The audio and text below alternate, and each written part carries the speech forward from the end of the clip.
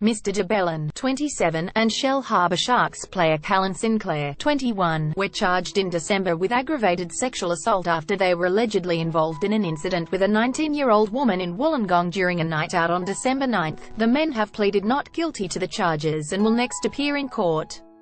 On April 17, Mr. de Belin is asking the federal court to order the NRL and the ARLC to issue a press release and place corrective advertising in the Sydney Morning Herald, The Age and a raft of other mastheads stating that the NRL has not suspended St George Illawarra player Jack de Belin.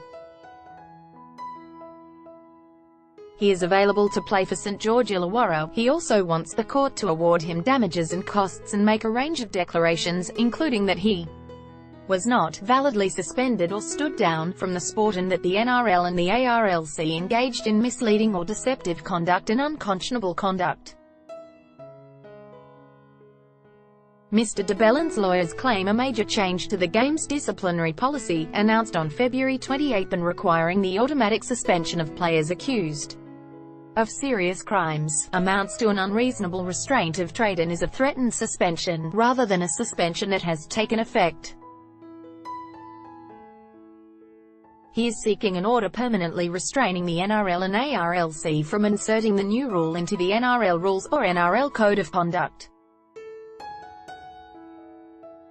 Under the ARLC's old policy, players who pleaded not guilty to alleged offences were allowed to continue playing while the matters were dealt with in court. Under the new policy, affecting the upcoming NRL competition, any player who is charged with an offence that carries a maximum prison term of 11 years or more will be automatically stood down.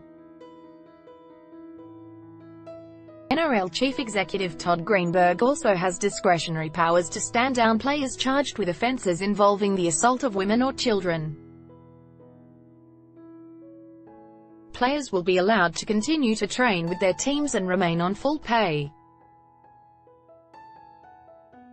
Mr. de Belin's lawyers say neither the NRL nor the ARLC had in their possession any evidence capable of enabling them to properly form a view as to whether de Belin engaged in the alleged offence or conduct that constituted a breach of the NRL Code of Conduct. An NRL spokesman said on Wednesday, "We have this afternoon received legal documents relating to Jack de Belin.